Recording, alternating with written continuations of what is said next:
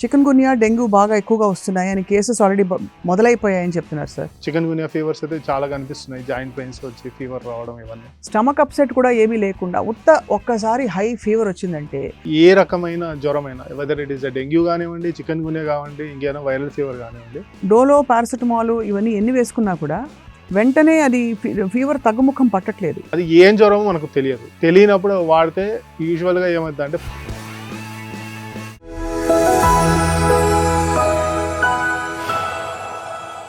ఇది కేవలం సమాచారంగా మాత్రమే భావించండి. వైద్య నిపుణులను సంప్రదించండి. Hello and welcome to Sakshi life. వర్షాకాలం వచ్చేసింది కాబట్టి వానలు పడ్డంతో దోమల బెడద మొదలైపోయింది అండ్ రకరకాల విష జ్వరాల చుట్టూ మనకి కనిపిస్తున్నాయి. చాలా కేసెస్ ఈ వారం 10 రోజుల్లో బయటపడ్డాయని చెప్పి మనకి స్టడీస్ చెప్తున్నాయి. Today we have with us ప్రముఖ senior general physician from Care Hospitals Musheerabad, doctor Moinuddin garu. వారితో మాట్లాడబోతున్నాం. ఈ జ్వరాల సిమ్టమ్స్ ఏమిటి, ఏ జ్వరానికి ఎలాంటి మేనేజ్మెంట్ ఇవ్వాలి, పరీక్షలు ఎప్పుడెప్పుడు చేయాలి, చేసిన తర్వాత ఎంత కాలానికి ఇవి బయటపడతాయి, ఏమిటని జ్వరం. సో డాక్టర్ మొయినుద్దీన్ గారు, thank you so much for joining us sir. నమస్కారం అండి. సో మొత్తానికి మాన్సూన్ సీజన్లో ఈసారి దోమలు ఒక్కసారిగా పెరిగిపోయాయి. మీరు చూసుంటారు చాలా కేసెస్. ఏ జ్వరాలు ఇప్పుడు ఎక్కువగా బయటపడుతున్నాయి సార్? యూజువల్లీ మాన్సూన్ అంటేనే ఒక వర్షాకాలం స్టార్ట్ అవ్వడం, ఒక ఆహ్లాదకరమైన వాతావరణము. దీంతోపాటు మనకి ఏమంటే చుట్టుపక్కల మనకు ప్రిమైసెస్లో చుట్టుపక్కల ఇంటి చుట్టుపక్కల కానీ ఎక్కడ కూడా మనకు చూస్తున్నాము వర్షం పడుతూనే డ్రైనేజ్ వాటర్ అవ్వడం కానీ, చెత్త ఉండడం కానీ, క్లీన్లీనెస్ అనేది మెయింటైన్ అవ్వట్లేదు. సో ఇది one of the most important reason for ఈ మస్కిటోస్ అవన్నీ పెరగడానికి రీజన్, అది మెయిన్ ఇంపార్టెంట్. దీంతోపాటు ఆటోమేటిక్గా క్లైమేట్ చేంజ్ ఉంటుంది కాబట్టి రకరకాల జ్వరాలు. అవును, మన క్లైమేట్ చేంజ్ ఉంటుంది, మన ఇది ఉంటుంది, కానీ మన అలవాట్లు మాత్రం మారవు. సో మనం బయట పోయి తినడం కానీ, ఈ స్ట్రీట్ ఫుడ్స్ తినడం కానీ, ఇవన్నీ వెరీ కామన్లీ మనకు ఉన్న కల్చర్లో one of the activity. Correct. So అవన్నీ జరుగుతుంటాయి కాబట్టి మనకు రోగాలు అనేవి ఆటోమేటిక్గా రావడానికి ఆస్కారం ఉంటుంది. సో మరి ఇప్పుడు అంటే మస్కిటో బోర్న్ ఇల్నెసెస్లో చికెన్ గున్యా డెంగ్యూ బాగా ఎక్కువగా వస్తున్నాయి అని కేసెస్ ఆల్రెడీ మొదలైపోయాయని చెప్తున్నారు సార్. సో మీ దగ్గరకు వచ్చే పేషెంట్లు ఏ సిమ్టమ్స్ వస్తున్నారు ఎక్కువగా? మోస్ట్లీ ఇప్పుడు డెంగ్యూ కానివ్వండి, చికెన్ గున్యా కానివ్వండి, ఇంకో వైరల్ ఫీవర్స్, కొన్ని రకాల viral fevers, viral haemorrhagic fevers అంటారు. అవి కూడా మనకి ఇప్పుడు ఈ మధ్య కాలంలో మేము ఒక 6-7 కేసెస్ చూసాం. We have done test for dengue, we have done test for chikungunya, but they came negative. So patient presented with rash then fever. టిపికల్గా అంటే ఆ ప్యాటర్న్ అనేది అవన్నీ ఒకే రకంగా ఉంటాయి. ప్రజెంటేషన్ ర్యాష్ ఉంటుంది, ఫీవర్ ఉంటుంది, విపరీతమైన జాయింట్ పెయిన్స్ ఉంటాయి, అలా ఉండి ప్రజెంట్ అవుతారు అనమాట. సో ఆ రకమైన విష జ్వరాలు అనేవి వెరీ కామన్గా కనిపిస్తున్నాయి. వీటికి బేస్ అయితే మోస్ట్లీ మస్కిటో బార్నే ఉంటుంది చాలా వరకు. అవును. సో ఈ టైప్ ఇప్పుడు డెంగ్యూ ఫీవర్ కనిపిస్తుంది, చికెన్ గున్యా ఫీవర్స్ అయితే చాలా కనిపిస్తున్నాయి, జాయింట్ పెయిన్స్ వచ్చి ఫీవర్ రావడం ఇవన్నీ. సో ఇవన్నీ వెరీ కామన్గా, this is the season actually for mosquito breed కాబట్టి. కానీ జ్వరాలన్నీ ఒకటే కదా సార్. ఇప్పుడు మామూలుగా ఊరికే వైరల్ ఫీవర్ వస్తే మనకి కోల్డ్ కాఫ్ ఉంటే అట్లీస్ట్ ఒక ఇండికేషన్ ఉంటుంది. అవును. కోల్డ్ కాఫ్ కూడా లేకుండా, స్టమక్ అప్సెట్ కూడా ఏమీ లేకుండా ఒక్కసారి హై ఫీవర్ వచ్చిందంటే ముందు ఏం చేయాలి? అది కూడా 102, 103 తగ్గట్లేదు. ఏం చేయాలి వెంటనే? ఇనిషియల్గా మనం చేయాల్సింది ఏ రకమైన జ్వరమైనా, వెదర్ ఇట్ ఈస్ డెంగ్యూ కానివ్వండి, చికెన్ గున్యా కానివ్వండి, ఇంకేమైనా వైరల్ ఫీవర్ కానివ్వండి, ఫస్ట్ మోస్ట్ ఇంపార్టెంట్ ఏమంటే పేషెంట్ హైడ్రేట్ అవ్వాలి. జ్వరం 102, 103 ఉంటే ఈ ఫీవర్స్లో ఏమవుతుందంటే పేషెంట్ డిహైడ్రేట్ అయిపోతారు బాగా. సో మనం ఫస్ట్ జ్వరం తగ్గడానికి యాజ్ యూజువల్ అందరూ చేసేది డోలో ట్యాబ్లెట్ కానీ, లేకపోతే పారాసిటమాల్ 650 mg ఇప్పుడు వాడుతున్నాం కామన్గా, ఆ ట్యాబ్లెట్ వేసుకుంటాము. వేసుకున్న తర్వాత ఎంత వీలైతే అంత వేడి పదార్థం, వేడి సూప్స్, లేకపోతే ఇంట్లో హోమ్ మేడ్ థింగ్స్, మీరు రాగి జావ తాగొచ్చు, లేకుంటే గంజి ఏదైతే ఇది ఉంటుంది మామూలు అన్నం చేసేటప్పుడు గంజి ఇది చేస్తాం కదా, దాంట్లో పెప్పర్ సాల్ట్ వేసుకొని తాగొచ్చు. సో ఇలాంటివి ఏంటంటే they are energetic and automatically they will reduce the temperature in the body. Correct. That is one thing. రెండోది ఏమంటే బాడీ మొత్తం కోల్డ్ స్పంజింగ్ చేయడం, అంటే తడిగుడ్డతో కొద్ది మరీ చల్ల నీళ్ళు కాకుండా కొద్ది గోరువెచ్చని నార్మల్ నీళ్ళతో మంచిగా బాడీ అంతా ఇది చేయడం, డోలో టాబ్లెట్ వేసి ఇది చేయడం. సో ప్రతి 2-3 గంటలకి ఏదో ఒకటి తాపడం, లైక్ ఓఆర్ఎస్ తాపండి, లేకపోతే కోకోనట్ వాటర్ తాపండి. ఇప్పుడు షుగర్ ఏం లేకపోతే యూ కెన్ గివ్ ఓఆర్ఎస్, అది కోకోనట్ వాటర్. ఒక షుగర్ అలాంటివి ఏమైనా ఉన్నాయి అంటే ఇంకా కొన్ని జాగ్రత్తలు, మనం ఏమైనా సూప్స్, నేను ముందు చెప్పినట్టు ఏమైనా వెజిటబుల్ సూప్స్ కానీ ఏమైనా చేసి ఇవ్వడం. అలా హైడ్రేట్ అవుతూ ఉండి మనం సింపుల్ పారాసిటమాల్ వేసుకుంటే కూడా 1-2 డేస్లో ఫీవర్ చాలా వరకు తగ్గిపోతుంది. కానీ సార్ చాలా కేసెస్లో డోలో పారాసిటమాల్ ఇవన్నీ ఎన్ని వేసుకున్నా కూడా వెంటనే అది ఫీవర్ తగ్గుముఖం పట్టట్లేదు, అంటే బాగా రెసిస్టెంట్ అయిపోయే ఫీవర్స్, లేకపోతే ఆ ఫీవర్ మోతాదు అంత ఎక్కువ ఉంది, 103, 104 ఉంటుంది. అప్పుడు ఏం చేయాలి? బికాస్ మీకు ఏదో ఒక ఐబుప్రోఫెన్ వాడకపోతే అది టక్కుమని తగ్గదు. ఐబుప్రోఫెన్ వాడితే మనకి క్రియాటినిన్ లెవెల్స్ పెరిగిపోవడం, రకరకాల సైడ్ ఎఫెక్ట్లు అంటారు. యాక్చువల్లీ ఏమంటే ఈ ఫీవర్స్ డెంగ్యూ కానివ్వండి, చికెన్ గున్యా కానివ్వండి, ఇవన్నీ ఫస్ట్ 3-4 days ఫెబ్రైల్ ఫేజ్ అంటారు అన్నమాట ఈ ఫీవర్స్ అన్నిటికీ. అంటే విపరీతమైన జ్వరం ఉంటుంది.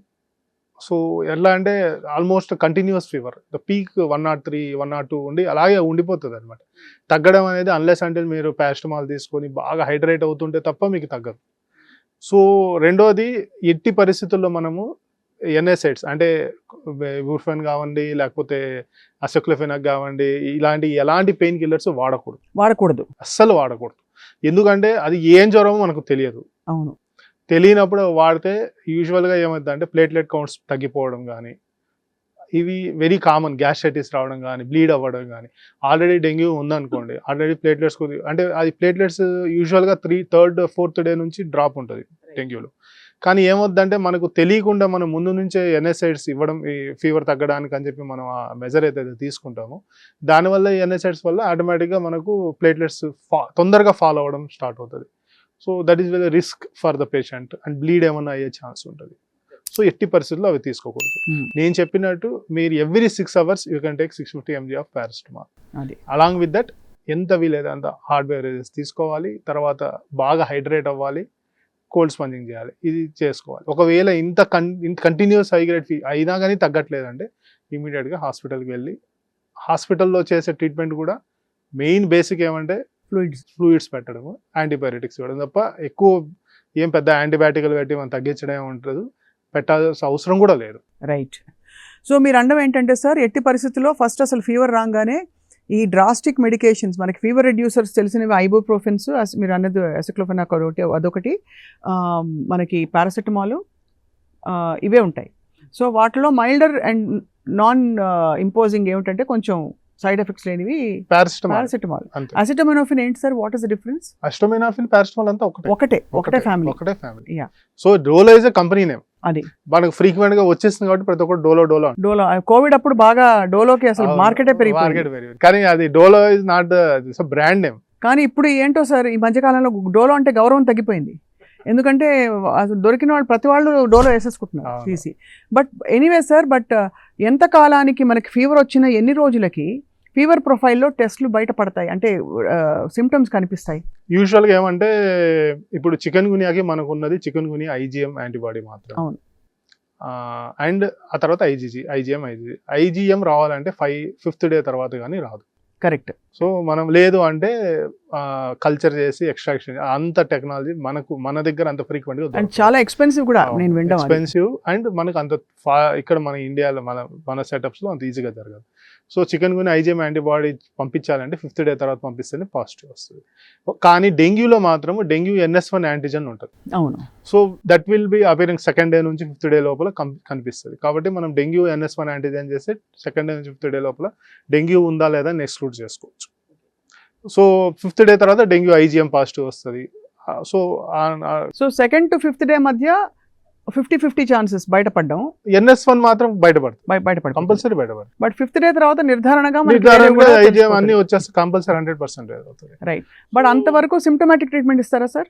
సిమ్టమాటిక్ ట్రీట్మెంట్ చెప్పినట్టు అన్నిటికీ ఒకటే మంత్రం. ఏదైనా సరే మీరు యాంటీబయాటిక్స్ తీసుకోండి. యాంటీబయాటిక్స్ అంటే పారాసిటమాల్ తీసుకోవాలి, ఎంత వీలైతే అంత హైడ్రేట్ అవ్వడం, అదే బేసిక్ ట్రీట్మెంట్. And supportive. ఎందుకంటే డెంగ్యూలో కాంప్లికేషన్స్ ఎక్కువ ఉంటాయి.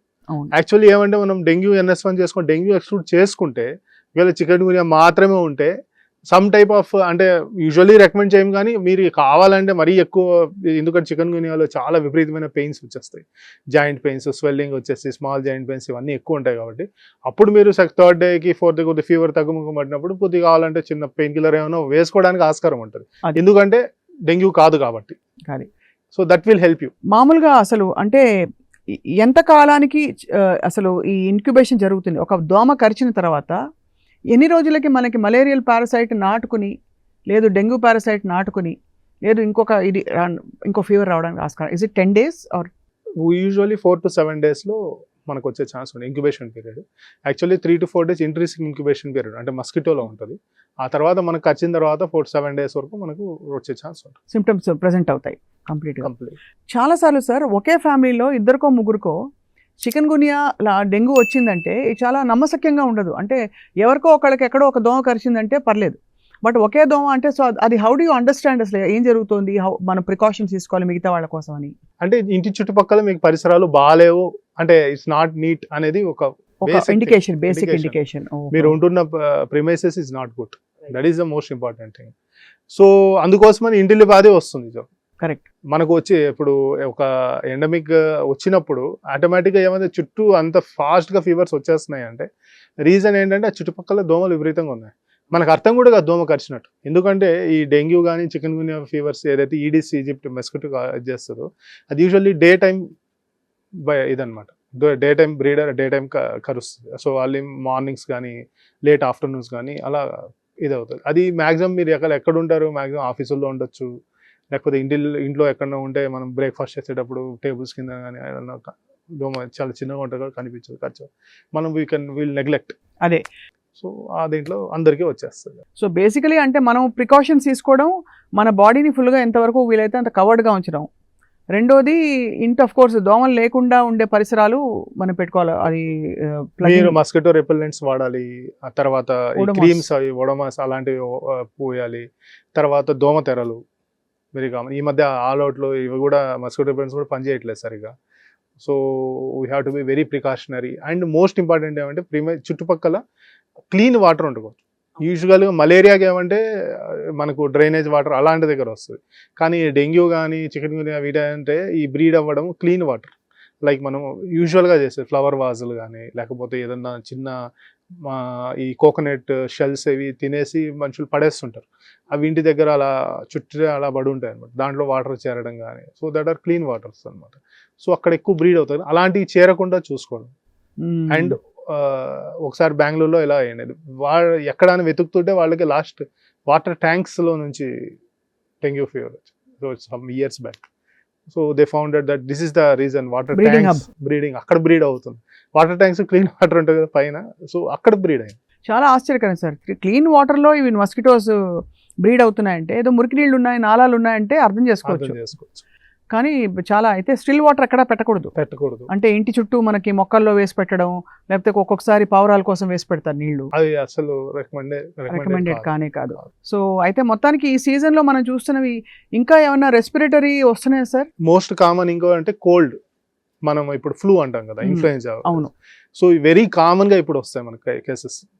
అది స్వైన్ ఫ్లూ కావచ్చు, నార్మల్ ఇన్ఫ్లుయెంజా ఫీవర్స్ కావచ్చు, ఏదైనా కావచ్చు వస్తాయి. అంటే మనం కామన్గా తెలుసుకుంటే కోల్డ్ ఇవి ప్రజెంట్ అవుతాయి. అప్పర్ రెస్పిరేటరీ ఇన్ఫెక్షన్స్ ఆటోమేటిక్గా ఇది నోస్ బ్లాక్ ఉండడం కానీ, జలుబు రన్నింగ్ నోస్ ఉండడం కానీ, సోర్ థ్రోట్ ఉండడం కానీ ఇలాంటివి ఎక్కువ కనిపిస్తుంటాయి. దాంతోపాటు హై గ్రేడ్ ఫీవర్స్ వస్తుంటాయి. సో దానికి ఏమంటే మనం ప్రికాషనరీగా యాజ్ యూజువల్ చెప్పినట్టు బాగా హైడ్రేట్ అవ్వడము, హాట్ బెవరేజెస్ తీసుకోవడము, తర్వాత household remedies that may help even instead of going for ఇది ఓవర్ ద కౌంటర్ యాంటీబయాటిక్స్ కొని ఏదంటే అవి వేసుకోకుండా household remedies like you can have milk with haldi or రసం చేసుకొని తాగడం కానీ, స్టీమ్ ఇన్హలేషన్ తీసుకోవడం, చిన్న precautions with paracetamol may reduce the thing, or చిన్న యాంటీహిస్టమిన్ అంటే సిట్రజిన్ ఇలాంటివి వేసుకున్నా కూడా చాలా సరిపోతాయి. పెద్ద యాంటీబయాటిక్స్ అయితే అవసరం లేదు.